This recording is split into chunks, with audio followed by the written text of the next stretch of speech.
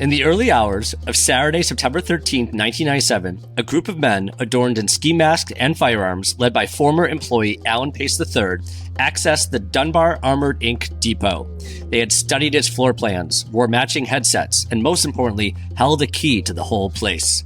They were about to pull off what was one of the most lucrative armed robberies in American history, running away with $18.9 million. And they almost got away with it, if it wasn't for a careless transaction.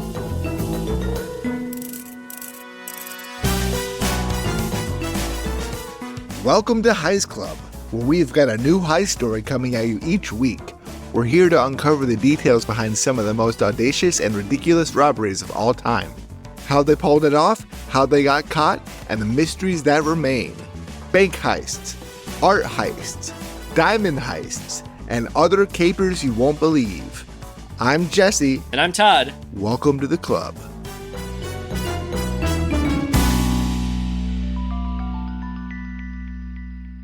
Hello, Jesse. Hey, Todd. What's going on? I don't know. I think it's time to record a podcast. What do you think? You want to do that? I think it's time. Let's do it. It is. My watch says it's podcast o'clock. That's right. It is time. This is a good one. This is a lucrative one. And, we actually have a lot of details on the actual heist, the planning and the pulling off. Sometimes we don't have that. And I love geeking out on that. I think that's probably those are the most cinematic of details. And I know you and I both love those cinematic details. Let's set the scene, though. This is September 1997.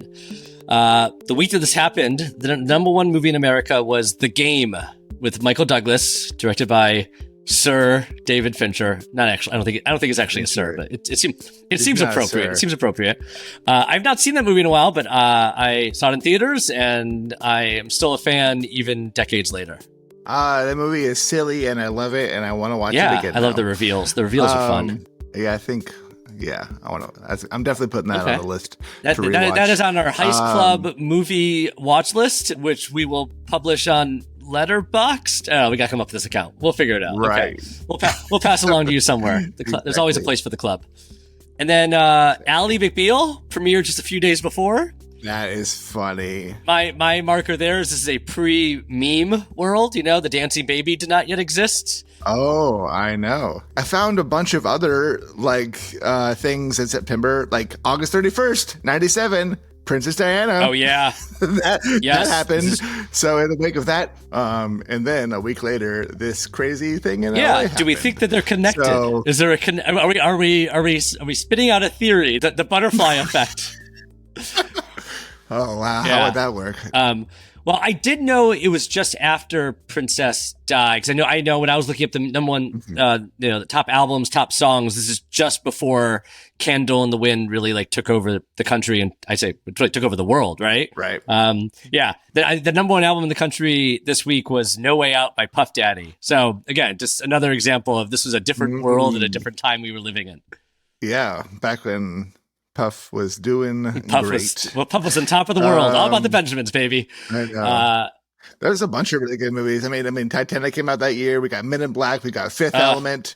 We got Lost World, the second Jurassic Park. It was a big year for blockbuster movies. Anyway, classic. It's kind of a mess, right? I think it's better than a bunch of the other more ones. Recent ones. Yeah. Okay, that's probably fair game. And I was a child when I saw it, so I loved that movie. I had it on VHS, watched it a bunch. It's pretty silly that a dinosaur goes to New York, it's but so I silly. love it. Maybe if it was done with, this is turning into a movie review podcast. Maybe we should just move on. But the last thing I'll point out is this was, at this point, in September 1997, Linda Tripp was just beginning to tape conversations with Monica Lewinsky, detailing her, alleged, I'm putting in quotes, affair. So with, President Clinton. So it's just, now we know where we are. We've, if this was a movie, we'd be flipping through the radio stations and hearing blips and pieces of these news items and these songs. But across the country from DC, Los Angeles, just outside downtown Los Angeles, was Alan Pace III, the mastermind of the Dunbar armed robbery. And I think we should start with, what is a money depot? Because $18.9 million is a lot of cash, a lot of Benjamins, as Mr. Daddy would say. Mr. Daddy. That's the worst name for him now. Mr. Diddy. Mr. Diddy is almost worse when you think about it. His name is just made for this. But so I know. A money depot is where cash is trucked in, stored, counted, and then sent out for clients. So this particular money depot, single story, unmarked yellow building in the rundown industrial district just east of downtown LA. And per the LA Times, which they have a lot of great journalism around this story, and we'll be quoting them throughout. I won't maybe reference it every time, but this one in particular, they said a mannequin dressed as a security guard stands sentry inside the glass front door. So I don't know if that was the only security measure on the outside, and we couldn't find any other reference to this mannequin, but a detail that stands out is like, oh, we put a mannequin there in a security guard outfit, and people are like, cool, there's real security there, even though a depot with millions and millions of cash apparently can't afford a real security guard outside. Yeah, that's really strange. I mean, I know they had guards inside, but it was also like an unmarked building. I'm sure it was very inconspicuous, but I guess putting one mannequin there would deter them, even though if they looked at the mannequin for more than 30 seconds, they would, I'm not sure about that. At the same time, we're giving something away, but we're also not, because we're about to say it in 10 seconds. It's like, this was an inside job. Alan Pace III worked there, right? Before a couple days before. Was it the mannequin? Did the mannequin was he part of it? Was he in on it? I don't know. But theoretically, the mannequin did deter outsiders from stealing from the depot. So it did its job. The mannequin is not to blame for this. We can't blame the mannequin or lack of outdoor security. And then Dunbar itself was founded in 1923. It was known for armored trucks, which were used to transport cash. And then in 2018, it was purchased by rival cash management company Brinks. I think most people know Brinks. Maybe they don't know Dunbar by name, but Brinks now owns Dunbar. Okay. And very similar services. I guess Dunbar still... Yeah, I've heard of both of those. Dunbar does still exist. Apparently now sells security solutions, but no more trucks. Security solutions. So they're consultants, if you would. I feel like this is already going to make me start looking at unmarked buildings more. There's one by my house that I think is really weird. I walk by it with my dog, and it just like has this garage, and it has almost generic business name. There's a weird gate. I just feel like they're doing sketchy things. I just assume whenever I see those places, I assume they're private clubs I'm not allowed access to. People in the know, but not us. It looks like a garage that you would hide your car in Grand Theft Auto when you play. It's just like a very sketchy building that seems like something's going on there. But anyway, I can picture it now with that reference. So thank you. You're welcome. But then this depot stored cash headed for Los Angeles automated teller machines, ATM. So a lot of money for that. And then we did, we've referenced Mr. Alan Pace III. He was a married man from Compton who'd been working at Dunbar for about a year and a half. So we read, he worked as a safety officer, and his responsibilities included making sure fire extinguishers were full and enforcing necessary precautions. He essentially had the run of the place, apparently. Contrary to some, he was not a security guard, but a safety officer. And apparently making sure fire extinguishers are full is a important job, and it keeps you busy. Yeah, that was confusing, trying to figure out what safety officer meant, but it's not a security guard. I think he also maintained the trucks and stuff. So I think there's lots to do as a safety officer. Yeah. I don't know. Millions and millions of dollars probably needs more than just a security guard. The more the better, you'd think. And then according to a Medium article, which I'll actually talk about that article in a second, he was viewed, Pace was viewed as these are in quotes, I'll get this. He was viewed as a normal kind of guy, had no criminal record, and grew up in a middle-class family in Compton. He was known for his many pranks, which most of his coworkers loved, even at their own expense. Sure. Most of his coworkers loved. We all know that guy at the office, I think. Yeah. We love it when he pranks us. But that is how they described him. And so we will reference this Medium article again. I don't want to have a long aside, but I would, there were no sources for a lot of the info in the Medium article, so I would take some of this with a grain of salt. And the article itself is just pretty fascinating because there's lots of details in there we couldn't find anywhere else. It was also published by a writer named Alyssa Kellerose. It's from April 2020, so not that long ago. And she calls herself an actress, and this is her only published piece on Medium or anywhere else we could find. She also has an IMDb page, which is completely empty. So it exists, but there's no credits. And then this Medium article was actually optioned for a movie only a few months later after it was published by Jada Pinkett's brother, Caleb Pinkett, to made into a movie. So it just felt very fishy to me. It felt like I know how the world of IP works these days, and like, you produce a podcast just so you can make the movie version. So get ready for the movie version of, Heist Club the movie one day. But this definitely felt like, I don't know where this information came from. Did the script exist first? Is this person even real? I didn't know you could option an article. I mean, it makes sense that you can I can buy this story and then make it a movie. Yeah, that's interesting. So we'll reference it again, but I think every time we reference it, we're gonna mention it's from the Medium, just so you know. Very entertaining details, very interesting details, and maybe actually Mr. Pace, who's out of the prison at this point, is somehow involved in giving them information no one else has, or maybe someone's just pulling stuff out of their ass. I don't know. Yeah. Back to our story. Sorry. So. Little did they know that Pace's deeds would go much further than, just lighthearted pranks. He was plotting to rob his employer, and he recruited his friends to come along for the ride. Those friends were Freddie Lynn McCreary Jr., Terry Wayne Brown Sr., Thomas Lee Johnson, Eric Damon Boyd, and Eugene Lamar Hill. And Hill in particular will stand out at certain points in this, but there you have those names. They were childhood pals. They all had squeaky clean records, and they all I think they all did, from what I could tell, they all moonlighted as rent-a-cops. So. Yeah, it was really interesting. They're all childhood pals, but they all had like weird jobs with security. So that's pretty cool. I think that would probably help them with this job. And apparently they were thick as thieves, both literally and figuratively. And there was a vow to never betray each other. Of course, as soon as you hear about that vow, something will happen later that betrays that vow. But they vowed at the time with their childhood friends they were going to make a lot of money with to never betray each other. They were one for all. But he told them it was easy money. His employer stored the cash for all the LA's ATMs. And his job already set him up for success. Required him to know the floor plans, security camera patterns, and most importantly, a way into the vault where the money was stored. And he practiced a walking pattern to avoid the camera's detention. And he and his friends drove by several times to memorize all the entrance points. So they couldn't, but I guess they just couldn't even imagine how much cash was in this easy money job, because it was unclear if they actually knew it was going to be this much. It turned out to be quite the boatload of cash.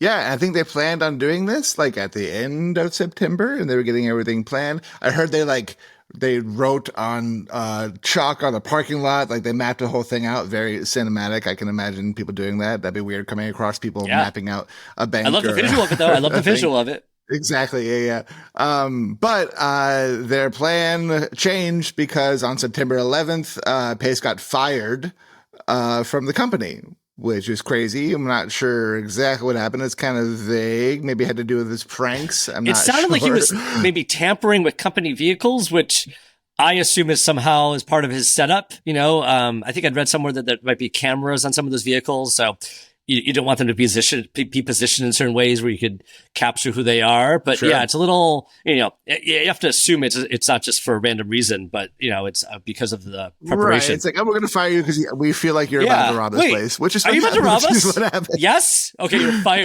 You're fired. I have a very serious reason to fire you.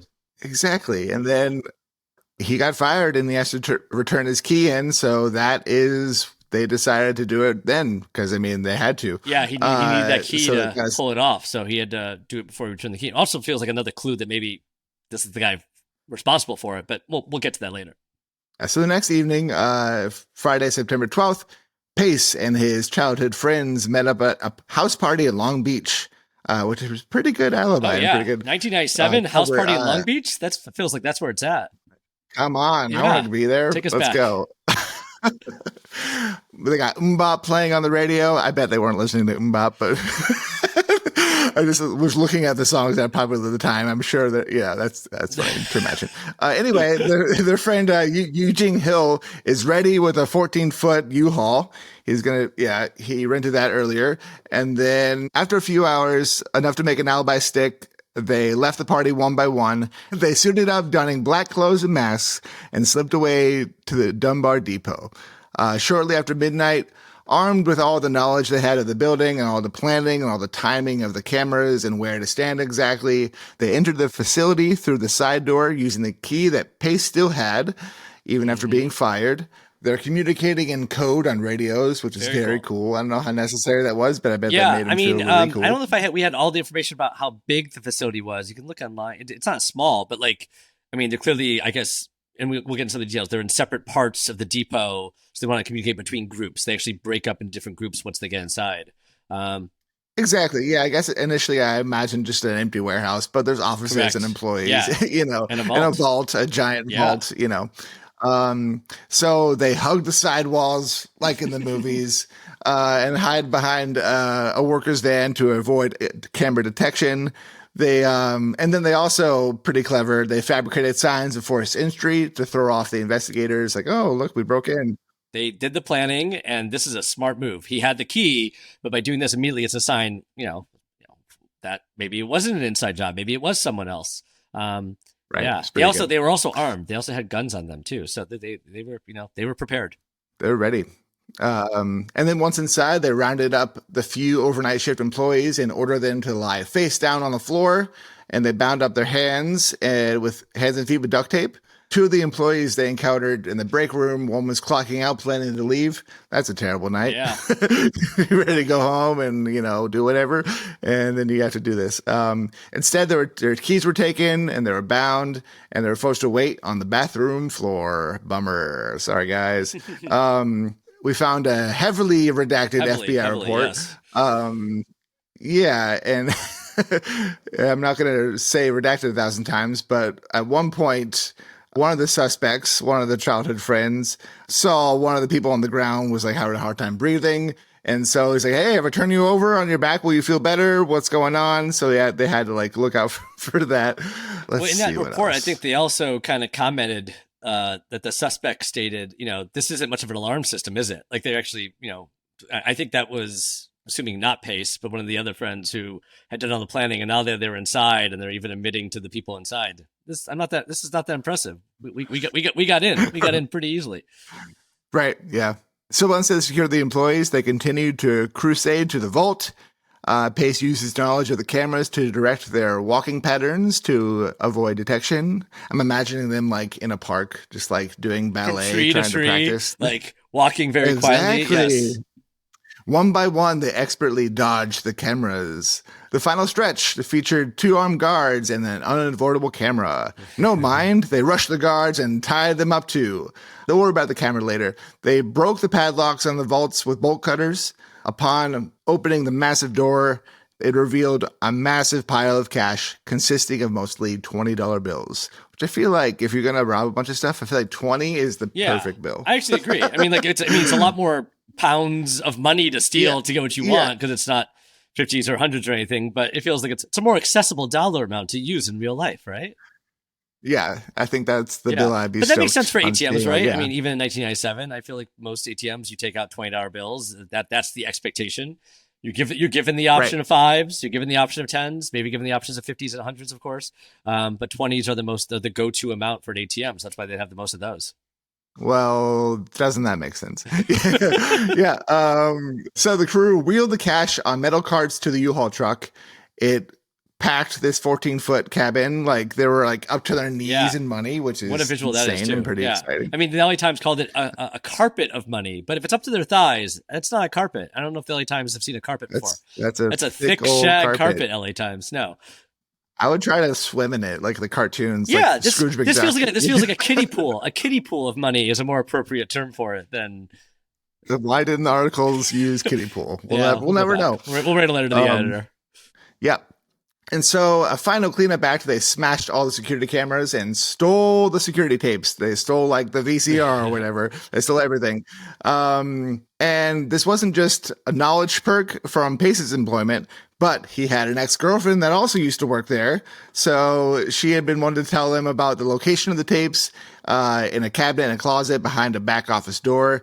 She had unwittingly sealed the deal on the heist. The heist completed and evidence seemingly destroyed. They changed back into their party clothes and went back to the party like 90 minutes later, which is pretty cool. I don't know. Maybe it was a little suspicious of the party, but also pretty good. I think pretty good. I mean, imagine them like one is coming through the front door, one's hopping the fence, 2 are showing up, revving their engine, making a show of it. I don't know. So it doesn't feel like it's all at the same time. And then they get in the backyard at the same time and they cheers a beer together. They pulled this thing off. I mean, what a feeling that must be. What a feeling. $18.9 million. And they had the guns, which I assume were loaded, but didn't have to fire a shot, thankfully. Yeah, I'm imagining they're pretty happy at that party. And like, hey, why are you so excited 90 minutes later? Yeah, it's like the party is dead except for them. Like, best party ever, right, guys? Yeah. That's okay. It's all right. I mean, they haven't played Bop in hours. I want to hear that song all night, like you said. I know. That's what they did after, I think. So they pulled it off. They got away with They got away with it. They have the money now. But obviously there's more to the story. What happened to them? Did they stick to their pact? And there's an investigation to come. So let's listen to this break and then come back right after this for more of the Dunbar heist. Stay tuned.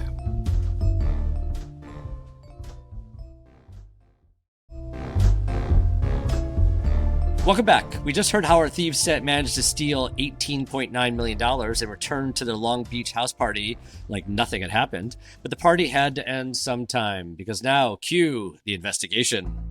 Bum, bum. Okay, so the FBI immediately believed the heist was an inside job. And I mean, I don't know, maybe they always do, right. And they also were right. And I think in many of these heists that you and I see, we also think inside job first, because who else knows that information? Right. So they thought inside job here and began conducting polygraph examinations of all company employees. This is actually per the FBI report too, so this is vouched for. And Pace III was a suspect from day one. His job responsibilities pretty obvious, and also his recent firing were all too convenient to overlook. So heading up the investigation were FBI Special Agent John McCarran, the third, also a third, so a lot of thirds in the story, and then Los Angeles Police Department Detective John Licata. As the LA Times said, they were opposite in almost every way. McCarran and Licata would seem as unlikely a dynamic duo as imaginable. And we can talk about that for a second. McCarran was a former cop and detective from a small town in Alabama. So he was so deep south, he would often joke, if you from Tennessee, you almost a Yankee. I don't think I did an accent there. I don't think I wanted to do an accent. I don't think I could try. Oh, no. I saw an interview of McCarran, and he does look and sound exactly like this. It seems a lot like Knives Out. Daniel Craig's character? Daniel Craig's character. Yeah. Seems a lot like him, like an old Southern detective. Oh, I love that. I guess he'd also said he had never seen an Italian. I would say Italian. He said Italian like Licata until he joined the force. And his accent was so thick that you would think, his colleagues basically needed subtitles to understand him. Unlike Daniel Craig, understand everything he says. But then Licata is like this hard-boiled detective, tall, lanky, no nonsense, Brooklyn native, often quiet, but wearing an intense stare, if you would. And when he did speak, his New York accent was basically as thick as McCarran's Southern drawl. So again, not everything needs to be a movie, even if, Jada Pinkett Smith's brother did option this as a movie, but like these feel like amazing movie characters, I guess Daniel Craig could play McCarran, or maybe, I think of too is Channing Tatum, first of all, he's from Alabama, right? But also the accent he did in Logan Lucky. Well, Logan Lucky is Logan. No. Well, oh wait, he was in that too. I was like, Logan Lucky, that's Daniel Craig. And then for our detective, you need like a Brooklyn type. So we need like a Steve Buscemi or a John Turturro, Michael Rappaport, if you would. Yeah, I can definitely imagine Turturro. Yeah, I would like that. That's good. Walton Goggins could be a good McCarran too, maybe. Another good Southern accent. Ooh, also a very hot actor right now. Always in my eyes. Yeah. So despite the immediate lack of evidence, they felt confident they solved the case, or at least that's what they said later. McCarran explains to the LA Times, neither of us said it. It was just sort of a vibe. But again, that article is from after they were caught. So it's very easy to go back in time and say, no, we had the vibe. We knew we would catch them, but they didn't. You never really know, right, do you? Yeah. And on their first day, McCarran and Licata interviewed witnesses. They walked the crime scene. And as Licata walked alone in the Dunbar garage, she spied a tiny rectangle of amber-colored plastic that looked like it had come from a vehicle taillight. And they said it definitely did not belong to the armored trucks nearby. So they eventually looked into it and saw it came from a rental truck, like a U-Haul. And apparently they scoured thousands of rental truck slips, but did not find a rental under Pace's name or any other current employee. And that's because we know in this case, Hill is the one that took it out. And these detectives did not know the names of the people involved with Pace. Yeah, and thinking Pace is a obvious suspect. They stayed on his trail. They conducted heavy surveillance on him for those first few months. But Pace's planning went, beyond the heist itself. He had instructed the accomplices to lie low, make no crazy purchases, and steer clear of each other too. So there were no, like, if they saw Pace with Hill, maybe then they would looked up Hill and said, "Oh, is Hill taking out a U-Haul or anything?" And they stuck to that plan for months. So, well done. Again, these thick and thieves, these thieves so thick who had this great plan and pulled it off, or sticking to it after. I think that's always, common mistake you think of, especially in the movies, is they immediately spend it, and that's how they get caught. On the public facing side, the FBI was really hesitant to publicize the amount of cash that was stolen. I guess that's a common thing. They worry that if they announce the total, it encourages similar crimes. You're like, oh, wow, 18.9 million. That's a lot of cash. Maybe we should be doing this. So I think there were early LA Times articles that mentioned 1 million or more than 1 million, but not the specifics.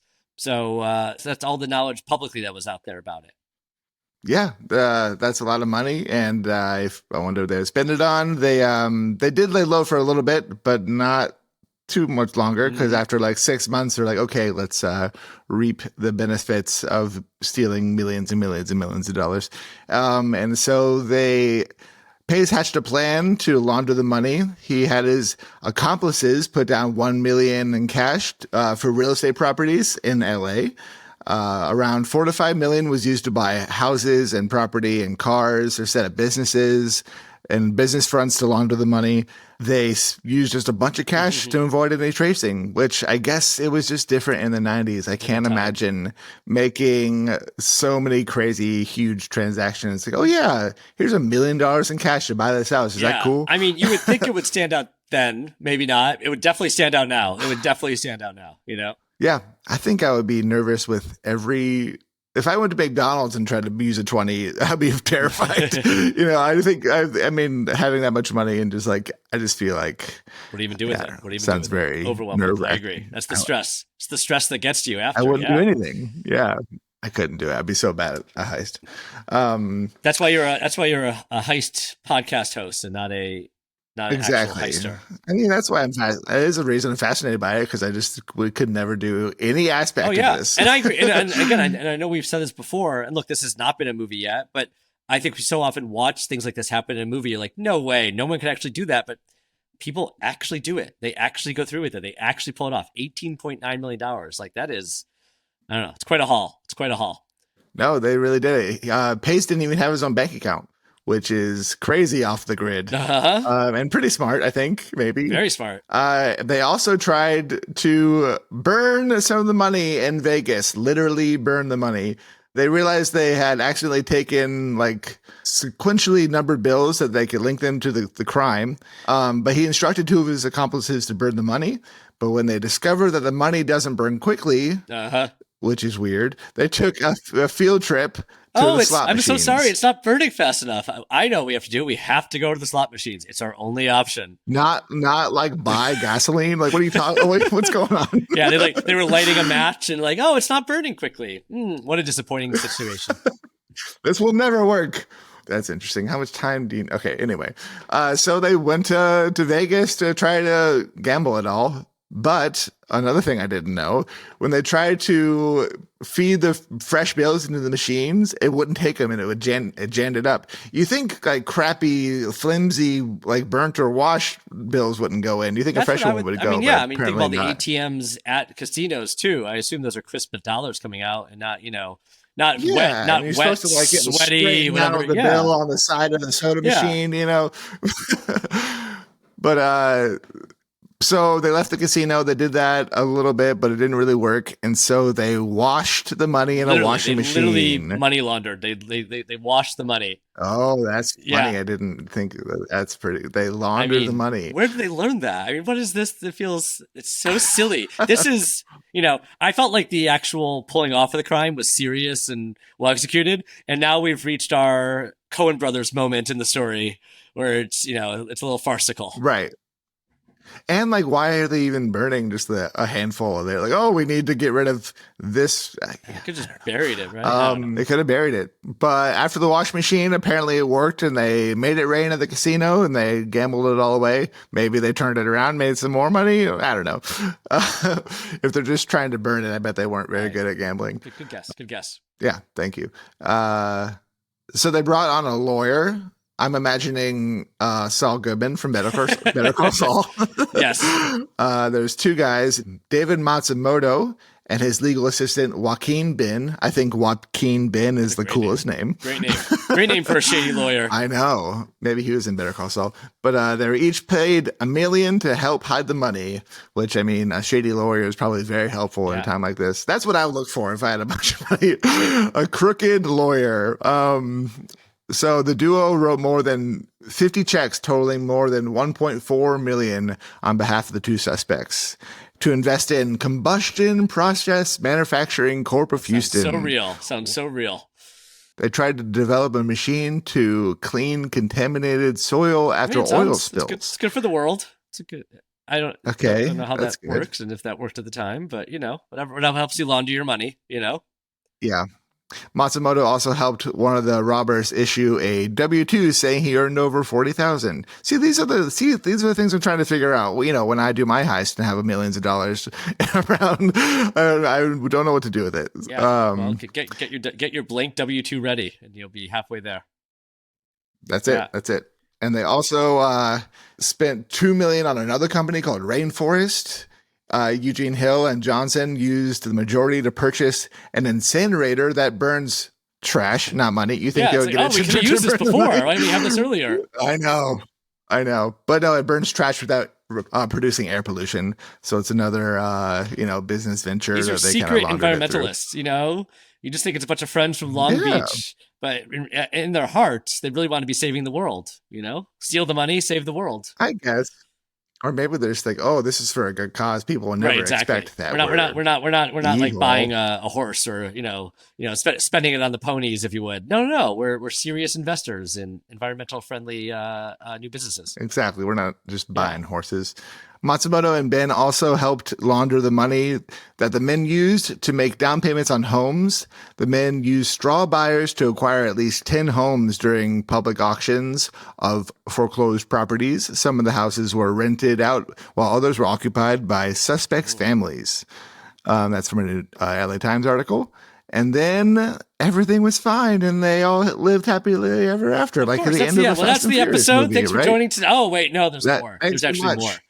No, there's more. Okay, so, by a year later, September 1998, the investigation had completely flatlined. Even the $250,000 reward that Dunbar offered enticed no one to come forward. And I don't think clearly any of the employees that worked there recognized Pace's voice. They weren't helping in any way. But this would all change when a real estate broker came forward with some interesting information. What does he have to say? You know what? Stay with us to find out after a short break. Stay with us.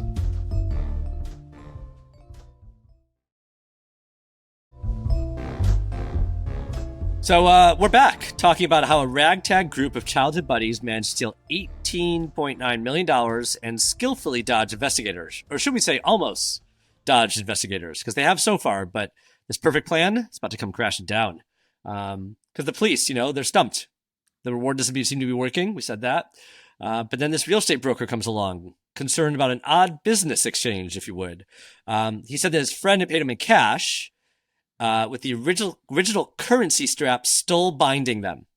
So that friend was Eugene Hill. So that seems like quite the rookie mistake, right? They've gotten away with so many things. They burned the money. They washed the money. They were worried about the serial numbers. But then to actually leave the currency straps of the money if it's a friend, it sounds like this real estate broker is not just some random guy. So maybe Hill trusted his friend, but not so much that he was part of the club and knew to, keep their mouth shut. But this guy saw it and said, this is not cool. Where did this money come from?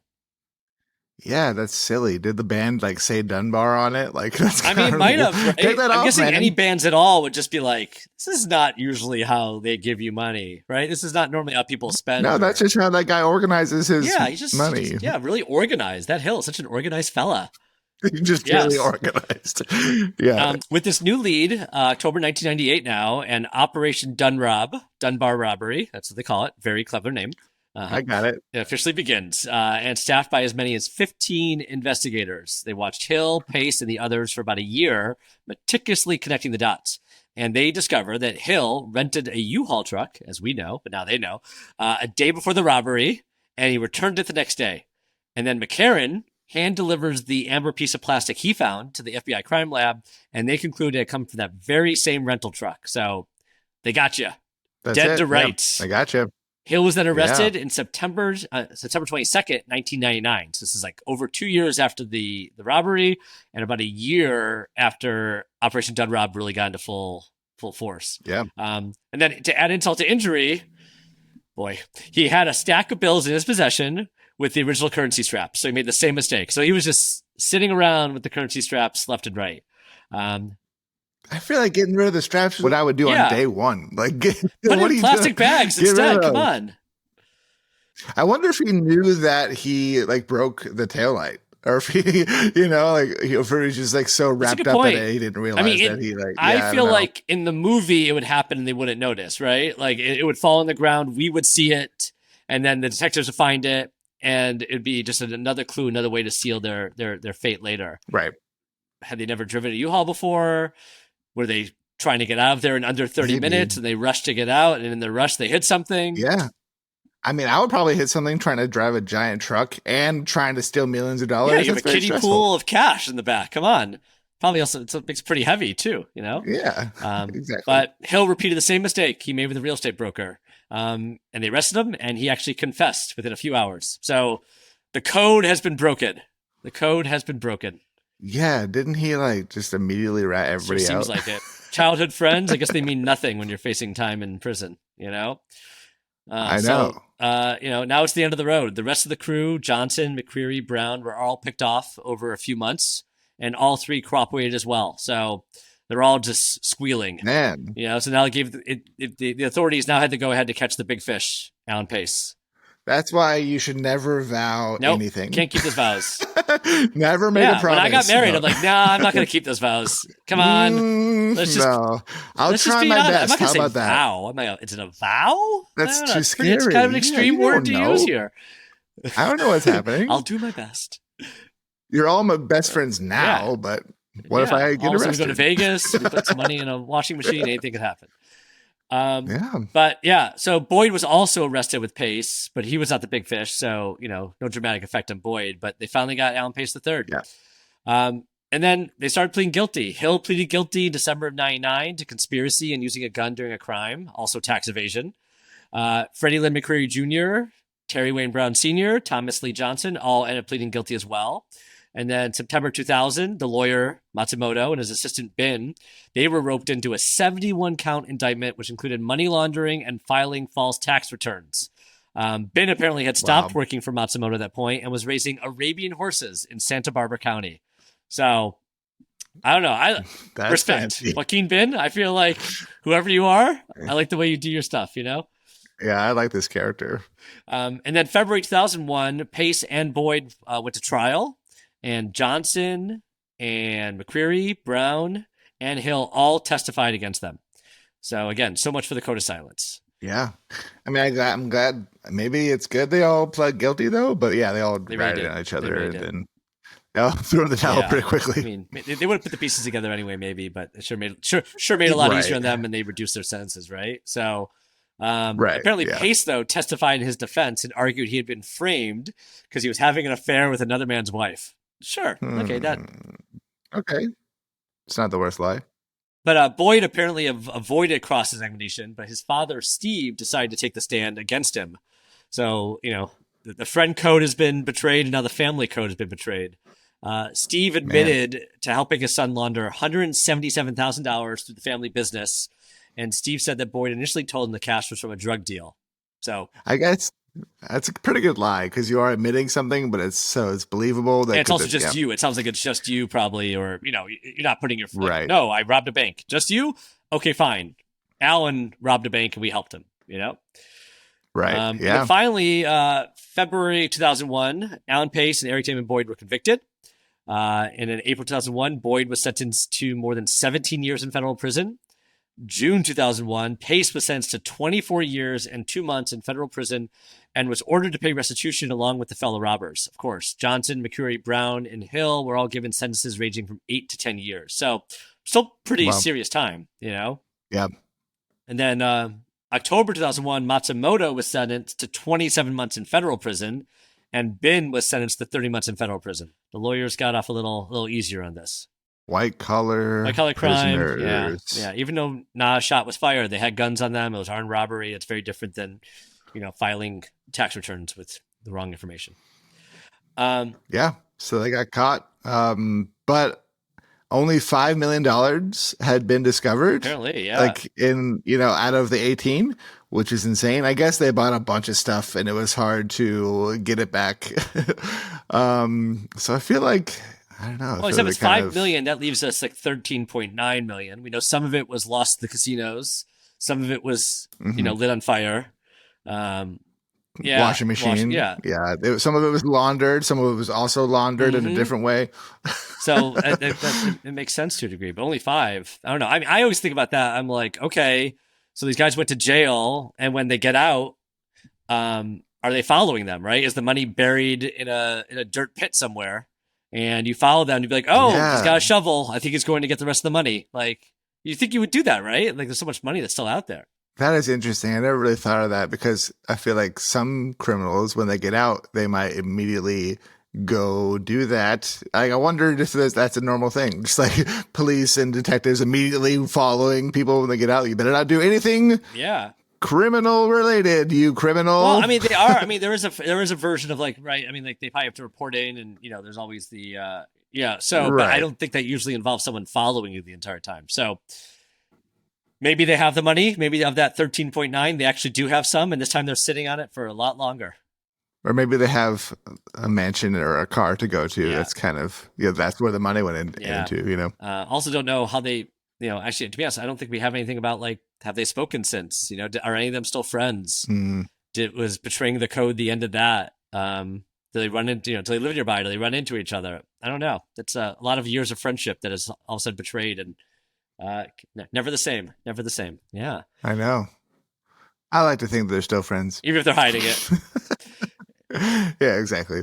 But yeah, so that was the largest robbery in U.S. history at the time. It was later eclipsed in March 2024 by a different money storage facility. This is in San Fernando Valley, so also California, where as much as 30 million was stolen.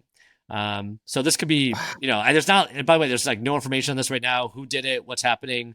There's been no press on it. So a subject for another time, hopefully, but no details to tell. Yeah, I can't believe someone tried this in present day, because I just talked about how insanely hard it would be to just have. And they still pulled it off. I know. So Alan Pace was released October 1st, 2020. I've not seen that he has spoken to the press since. We can't find anything like that.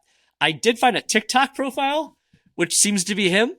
It's called Alan Pace III, and it has a description under that says the Dunbar Armored Robbery is the largest cash robbery to have ever occurred. I'm into it. So I guess, let's rate this heist, if you would, Jesse. I guess for me, it'd be out of, on a diamond scale of 0 to 5 diamonds. That could be a fun way to do it, right? Like, creativity, I think it's like a 4 diamond, like I everything that was involved, the process, the planning. I'm very impressed with that. And obviously the dollar amount, that's a 5 diamond heist, right. Yeah. I'm with investigation. I don't know. A 2, right? Because they got lucky. 2. They get lucky. I mean, maybe that's how most of this works, right? That it's I'm guessing there is good police work and detective work sometimes, but you're just waiting for them to make a mistake, right? And here, the currency straps, that's the mistake. And after that, it became pretty easy for them, especially when they just rolled over on each other. Yeah, maybe I'll bump it up to a 3 because I feel like I do believe the detectives that they knew what they were doing. They were just had to be very patient, because it seemed like they immediately knew who it was, but some reason they couldn't just take him in. I mean, you need evidence and physical proof and stuff, but they're just slowly watching. Yeah. And then on a thick as thieves scale, I give them 1 diamond because they kept it together for months, and then they started spending and they rolled on each other and it all fell apart. So overall, I don't know. I think this is I don't want to go straight to 5 diamonds too early. We gotta leave space for future heist. No, I mean it's a pretty big one. Yeah, 18 million is pretty huge. I would give it a solid 4 though. Heist to me too. I think 4 diamonds. So yeah. So Heist Club members, thank you for joining us today. Always fun to have you in the clubhouse. Please get in touch with us. Tell us what you think. You can follow us and become a full-fledged member of the Heist Club on Instagram and TikTok. We're at Heist Club Pod. That's at Heist Club POD. And tune in next week for how the Mona Lisa became the world's most famous painting. Heist Club is a production of School of Humans, hosted by me, Todd Weiser. And me, Jesse Neiswanger. I also do all the fancy audio and music and video editing too. This episode was researched by Marissa Brown and produced by Carolyn Talmadge. Our senior producer is Amelia Brock. Our production manager is Daisy Church. Our executive producers are Virginia Prescott, Brandon Barr, and Elsie Crowley. And don't forget to rate, review, subscribe, all those wonderful things. See you next week. Thanks.